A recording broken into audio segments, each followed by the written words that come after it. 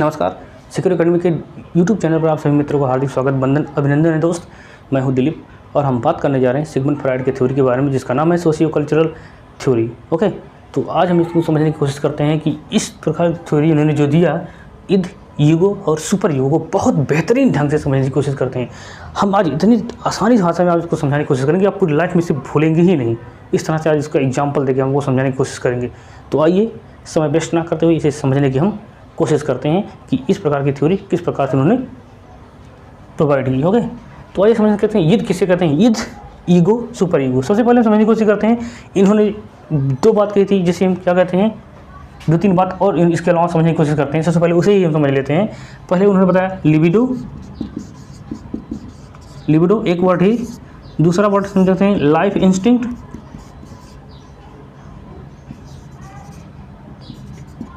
Instinct, and तीसरा है death instinct, death instinct, instinct. Okay, life instinct and death instinct. Libido क्या होता है? लिबिडो जो होता है ये एक प्रकार के सेक्सुअल अर्ज होते हैं जो प्रत्येक व्यक्ति में पाए जाते हैं।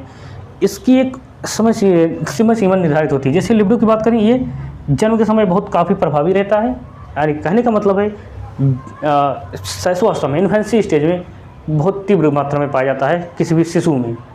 लेकिन जब यही बालक किसमें, बाल्यावस्था में पहुंचता है, मतलब किससे, बाल्यावस्था में 2 से 12 वर्ष की अवस्था के बीच दौरान लिबिडो पूरी तरह से शांत रहता है, कोई हलचल नहीं होगा, उसमें पूरी तरह से शांत रहेगा। लेकिन 12 वर्ष के बाद जब वो बालक किशोरावस्था में पहुंचता है, फिर लिबिडो बहुत तीव्र गति से इसमें हावी हो जाता है। इसी प्रकार की लिबिडो होते हैं जिसे हम सेक्सुअल अर्ज कहते हैं। हालांकि इसकी डिस्कस हम आने वाले नेक्स्ट वीडियो में बहुत अच्छी तरह से समझेंगे, जब हम सिगमंड फ्रायड की थ्योरी को पूरी तरह से समझने की कोशिश करेंगे उस समय। फिर बात करते हैं लाइफ इंस्टिंक्ट, जिसे हम जीने की इच्छा कहते हैं। जब बालक व्यक्ति में या बालक में जीने की ज़्यादा इच्छा होती है, उसे क्या लाइफ इंस्टिंक्ट कहते हैं। और डेथ इंस्टिंक्ट कहते हैं, जिसे मृत्यु कहते हैं, मृत्यु इंस्टिंक्ट जिसे कहते हैं। डेथ इंस्टिंक्ट क्या होता है? बालक जब यह व्यक्ति किसी बात को लेकर इतना डिप्रेशन में चला जाए कि खुद सुसाइड करने की बात करें, तो उसे ही डेथ इंस्टिंक्ट कहते हैं। हालांकि अब इसको हम ज़्यादा समझेंगे नहीं, आने वाले नेक्स्ट वीडियो में समझेंगे। हम पहले जिसकी बात कर रहे हैं, जिस टॉपिक को, उसको समझने की कोशिश करते हैं। अगर हम ईद की बात करें, ईद क्या होता है?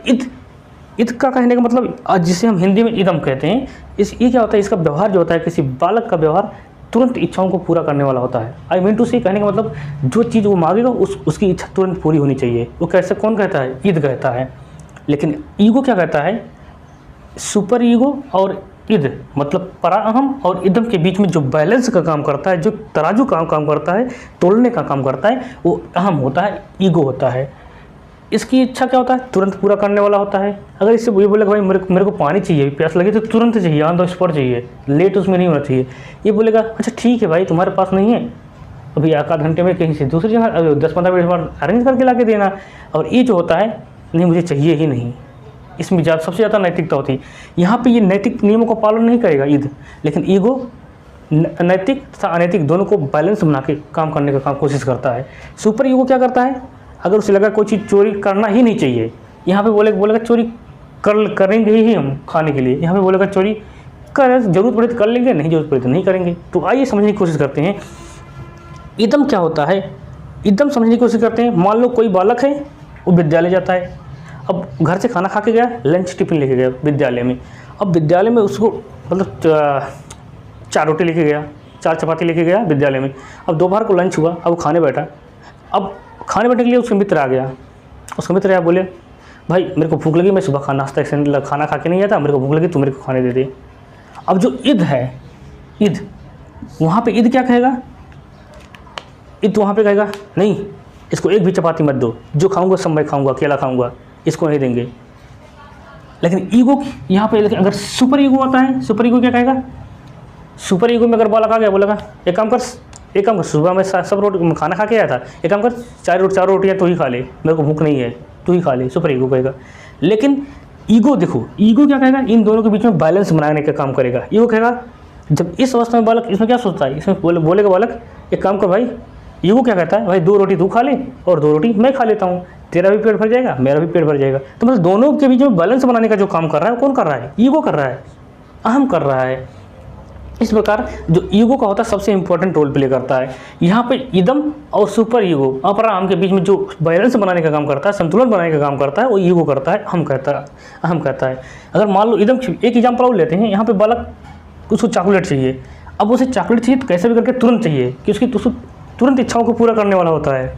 जो इदम होता है वो तुरंत इच्छाओं को पूरा करने वाला होता है। तो इसको बोला चॉकलेट चाहिए, अच्छा ठीक है चॉकलेट चाहिए, रुक उसकी दुकान से चोरी करता हूँ। वो अगर इसकी इच्छा तुरंत नहीं पूरी होगा तो कैसा भी करके अपनी इच्छा को पूरी करेगा, चोरी कर लेगा कहीं से, लेकिन वो अपनी इच्छा को पूरा करेगा। लेकिन यहाँ पे ईगो कहता है एक काम कर भाई, चोरी नहीं करनी चाहिए, ये गलत बात है। और यहाँ पे सुपर ईगो क्या कहता है, भाई चोरी करनी ही नहीं चाहिए, चोरी करना अपने आप में बुरी बात है, चोरी करनी ही नहीं चाहिए। तो यहाँ पे अगर भूख लगी है तो ये चोरी करके नहीं खाएगा, यहाँ सुपर ईगो कहेगा।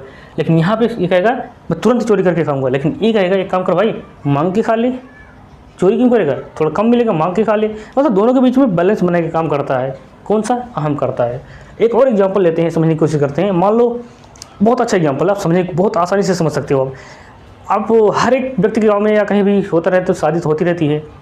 मान लो शादी की पार्टी है, बारात आई है, अब जयमाल होने वाला है। सपोज मानो जयमाल होने वाला है।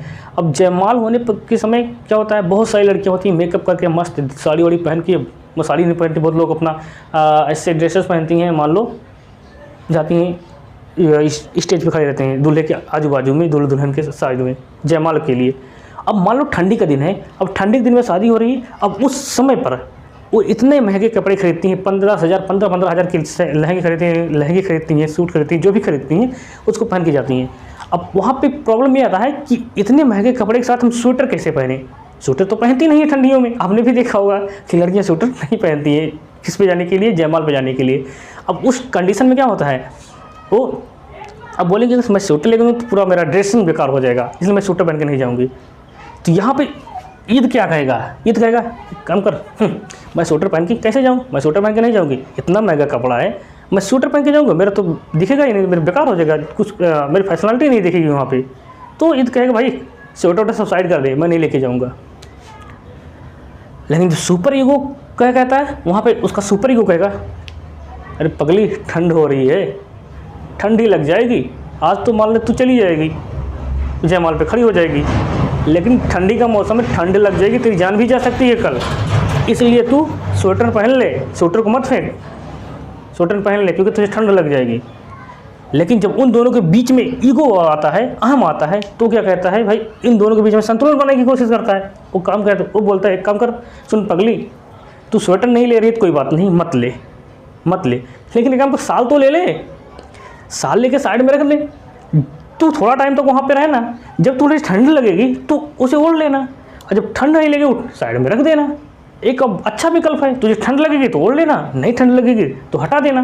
तो ईगो क्या कहता है, इन दोनों के बीच में बैलेंस बनाने की कोशिश करता है। किसमें, इदम और पराअहम के बीच में, ईगो और सुपर ईगो के बीच में जो बैलेंस बनाने की कोशिश करता है वो ईगो करता है।